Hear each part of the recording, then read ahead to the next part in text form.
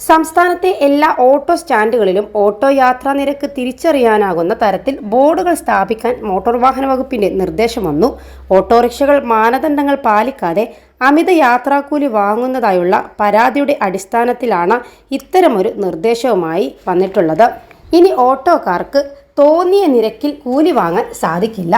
ഓട്ടോറിക്ഷകളിൽ നിരക്കുപട്ടിക പ്രദർശിപ്പിക്കണമെന്ന നിയമത്തിന് പുറമെയാണ് സ്റ്റാൻഡിലും ബോർഡ് വേണമെന്ന നിർദ്ദേശം വരുന്നത്. ഇതിനായി നടപടി സ്വീകരിക്കാൻ RTOമാരോടും ജോയിന്റ് RTOമാരോടും ആവശ്യപ്പെട്ടിട്ടുണ്ട്. കൃത്യമായ യാത്രാക്കൂലി എത്രയെന്ന് അറിയാത്തതുമൂലം പലപ്പോഴും യാത്രക്കാർ ചൂഷണം ചെയ്യപ്പെടുകയാണ്. മോട്ടോർ വാഹന വകുപ്പിന്റെ പുതുക്കിയ ഓട്ടോ യാത്രാ നിരക്കാണ് പ്രദർശിപ്പിക്കേണ്ടത്.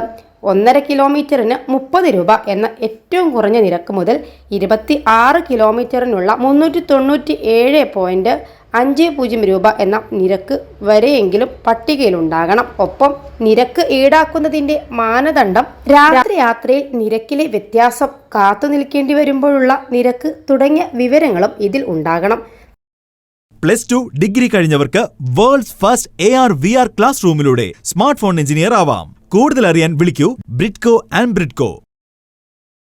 താലൂക്ക് അടിസ്ഥാനത്തിൽ സബ് RTO ഓഫീസുകളുടെ നേതൃത്വത്തിലാണ് ഓട്ടോ തൊഴിലാളി സംഘടനയുടെ സഹായത്തോടെ ഈ നടപടികൾ എടുക്കുന്നത്. സ്ഥാപിക്കേണ്ട ബോർഡുകളുടെ മാതൃകയും നൽകുന്നുണ്ട്. ഓട്ടോറിക്ഷകൾക്ക് അകത്ത് നിരക്കു പട്ടിക പ്രദർശിപ്പിക്കുന്നുണ്ടോ എന്ന് ഫിറ്റ്നസ് പരിശോധനാ സമയത്ത് ഉറപ്പാക്കുന്നുണ്ടെന്നും മോട്ടോർ വാഹന വകുപ്പ് അധികൃതർ പറഞ്ഞു. ഈ അടുത്ത് ഓട്ടോറിക്ഷയുടെ മിനിമം ചാർജ് 30 രൂപയാക്കി വർദ്ധിപ്പിച്ചിരുന്നു. നിലവിൽ 25 രൂപയായിരുന്നു. മിനിമം ചാർജിന് 2 കിലോമീറ്റർ വരെ സഞ്ചരിക്കാം. നിലവിൽ 1.5 കിലോമീറ്ററാണ്. അധികം വരുന്ന ഓരോ കിലോമീറ്ററിനും 15 രൂപ വീതം ഈടാക്കാം. നിലവിൽ 12 രൂപയാണ് നിരക്ക്. 1500 cc വരെയുള്ള കാറുകൾക്ക് നിലവിൽ 175 രൂപയുമാണ് മിനിമം ചാർജ്. 21 ലക്ഷത്തോളം സന്തുഷ്ടരായ ഉപഭോക്താക്കളും 2 ലക്ഷത്തോളം തിമിര ശസ്ത്രക്രിയകളും പൂർത്തിയാക്കിയ മലബാറിലെ ഏക കണ്ണാശുപത്രി അൽ സലാമ ഹൈ ഹോസ്പിറ്റൽ റോഡ് പെരിന്തൽമണ്ണ.